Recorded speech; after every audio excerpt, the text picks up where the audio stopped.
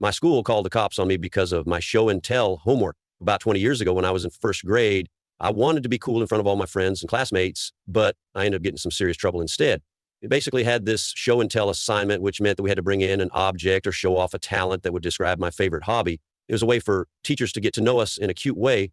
A few of my classmates thought of bringing in normal things like stuffed animals, Pokemon cards, or pictures of family trips. One of the guys in the class who always picked on me decided to bring in his skateboard and show it off at the playground.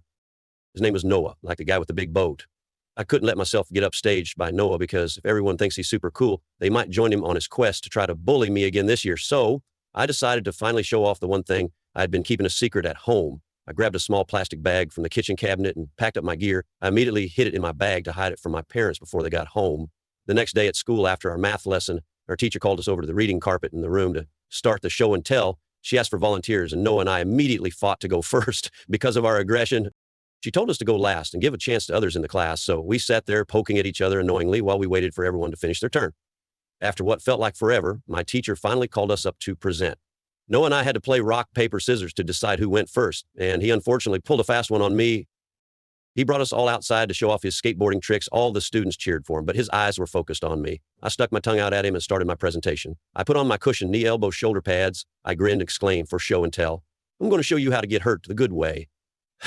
I proceeded to show them the best way to roll and land after getting thrown out of a car. I explained how I lifted my head and covered my face with my arms to avoid hurting the back of my head. My teacher's jaw dropped, which I thought meant she was surprised by my talent.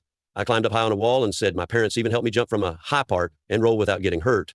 My teacher's jaw dropped and screamed while I jumped down and rolled. Just like in superhero movies, I got up and laughed, proud that I was able to land the move. A few of the students looked scared while the others held a quiet, whoa kind of face. My teacher, however, had a scary expression which totally confused me. She rushed the class back to class and asked another teacher to watch over them while she dragged me to the principal's office. They asked me several questions, which were mostly about whether my parents were hurting me at home or making me do dangerous things on purpose. Of course, my answers were mixed and obscure because at the time, I didn't really understand what they were implying. My parents and cops were called to the school while I continued answering their weird questions. My parents soon arrived and had to explain to the authorities that we're a family of stuntmen, so I picked up a few things when they brought me on set. When they still looked like they didn't believe it, my parents pulled up videos from their training courses as well as pictures with a few celebrities. They even showed videos of me performing my first stunts in a safe environment.